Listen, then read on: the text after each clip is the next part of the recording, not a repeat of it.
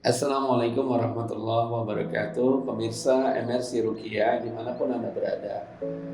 Senang bisa berjumpa kembali dalam topik-topik seputar Ruqyah. Kali ini saya Ustaz Denny Ibrahim akan membahas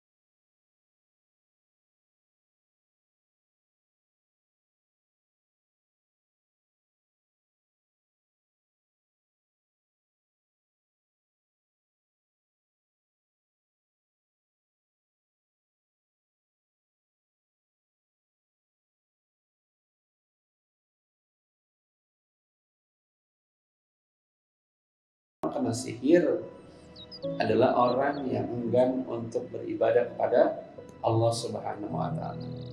Coba di cross check dalam diri kita, kira-kira kita malas gak untuk beribadah kepada Allah Subhanahu wa taala. Sebenarnya bagi Allah nggak ada masalah kita mau beribadah atau enggak, karena kita yang membutuhkan Allah, bukan Allah yang membutuhkan kita. Ya. Yang kedua, ya, orang yang sering mimpi dan mimpinya berulang-ulang. Ya, misalnya mimpi hal-hal yang berseri seperti sinetron barangkali ya. Nah, ini juga ciri orang-orang yang terkena gangguan sihir.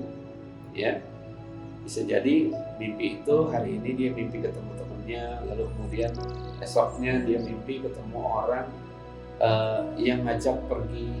Ya, besoknya lagi ketemu orangnya itu ngajak lagi kemana gitu ya. Nah, ini juga termasuk orang yang terkena sihir. Karena mimpinya itu selalu seperti orang yang pergi berlanjut.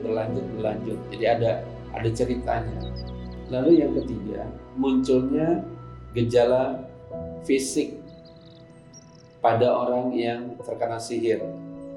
Ya, seperti misalnya sakit kepala yang terus menerus.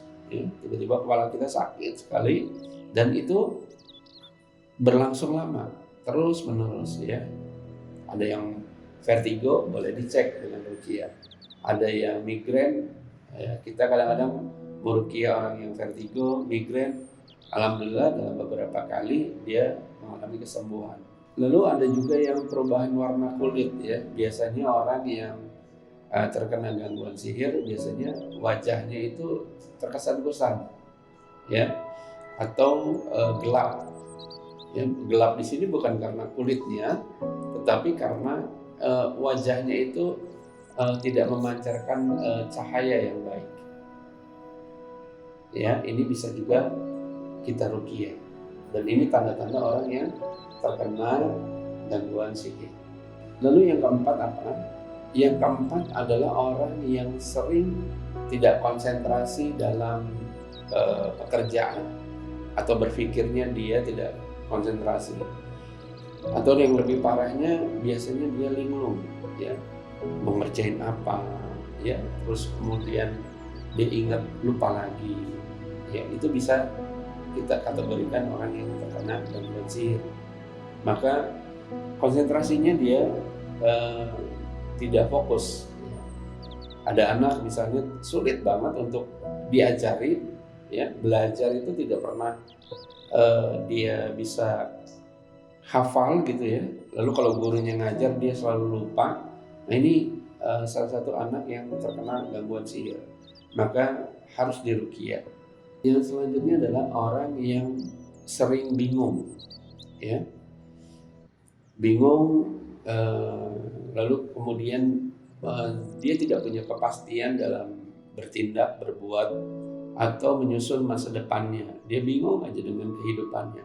Mau melakukan ini itu, dia rasa orang sekitarnya nggak mendukung ya.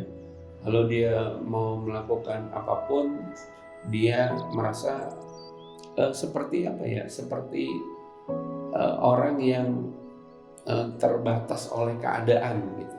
Jadi dia bingung, akhirnya dia tidak mengerjakan apa-apa ya.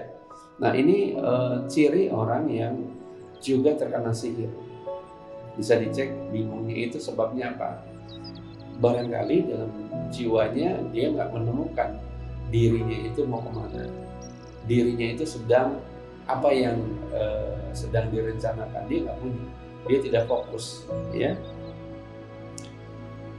Lalu ada orang yang sering bawaannya marah-marah ya.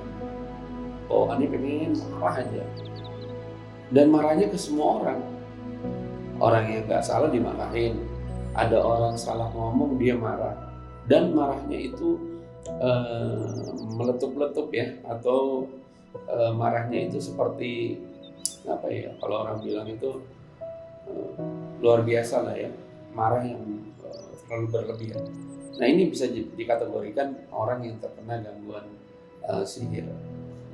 Nah yang terakhir adalah orang yang sering mengalami sesak napas ya.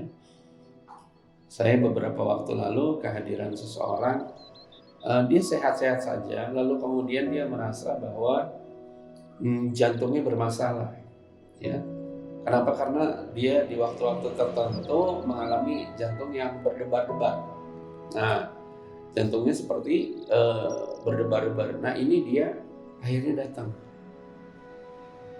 Lalu ketika saya bacakan ayat-ayat ruqyah ya, baru sampai ayat kursi kalau nggak salah, dia tiba-tiba seperti orang kehabisan napas, kehabisan oksigen ya, susah napasnya. Nah, ternyata setelah kita deteksi, nah, dia terkena main sihir.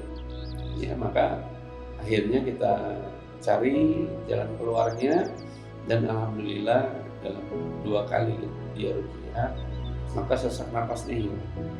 Nah inilah ciri-ciri orang-orang yang terkena gangguan sihir ya. Ada orang yang tadi saya bilang kalau dia bingung aja, dan kebingungannya itu hanya tertuju kepada seseorang, misalnya ingat kepada seseorang aja bingungnya ya, itu juga berarti dia terkena sihir pelet ya. Nah itu yang perlu kita cek. Maka di antara poin-poin di atas, barangkali ada yang terkena, maka silakan kontak ke kami di MRC Ruqyah Center.